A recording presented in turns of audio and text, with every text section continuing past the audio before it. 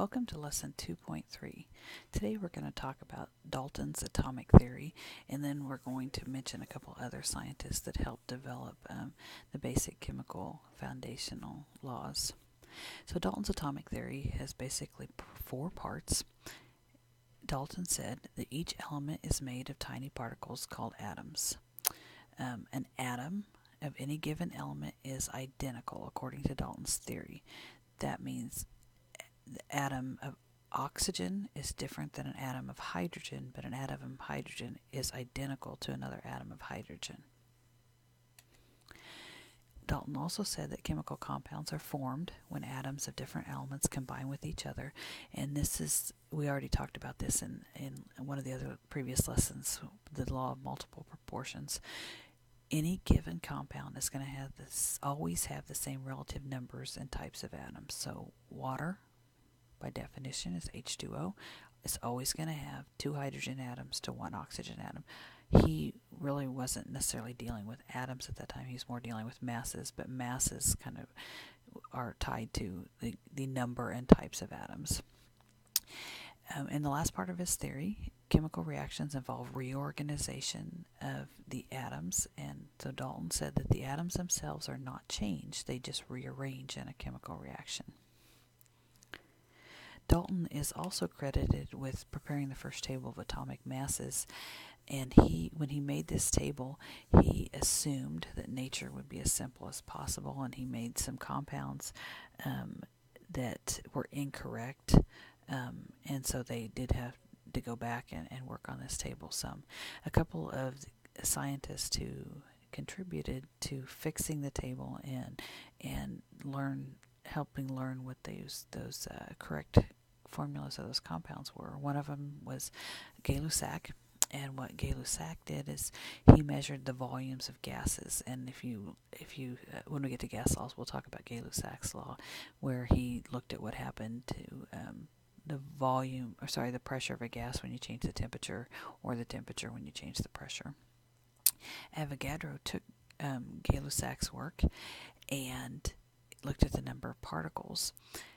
With Avogadro's hypothesis, he basically says that a certain number of moles is going to occupy a certain volume regardless of the gas.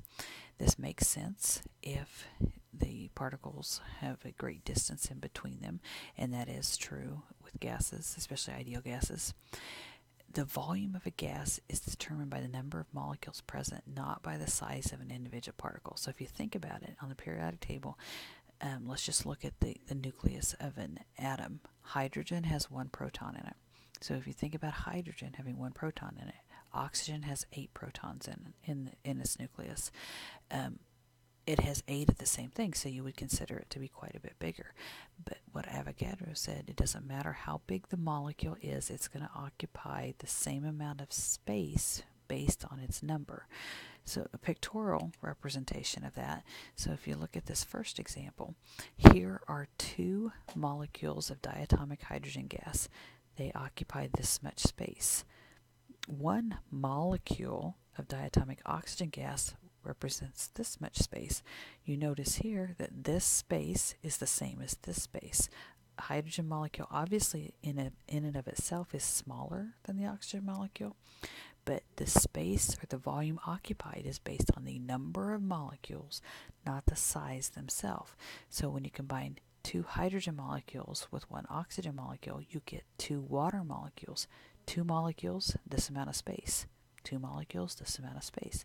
2 molecules, this amount of space. 1 molecule, 1 molecule, 1 molecule, all occupy the same amount of space.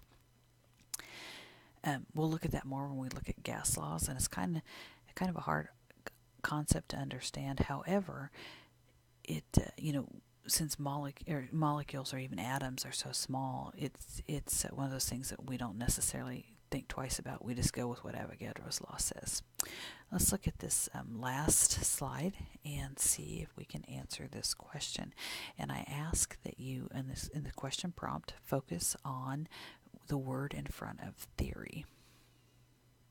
So the word in front of theory is atomic, and so Dalton is talking about atoms in his atomic theory, which means these 4 are definitely out because he doesn't talk about electrons, neutrons, or protons because they are smaller than an atom, and Dalton didn't know they existed. He doesn't talk about ions because he doesn't know about charged particles. And if you look at one of his tenets of his theory, he said that all atoms of any given element are identical, so he hasn't discovered the concept of isotopes either. And so the correct choice is how many of the following did he not discuss? He didn't discuss any of these, and so the correct choice is 5. That's all for lesson 2.3.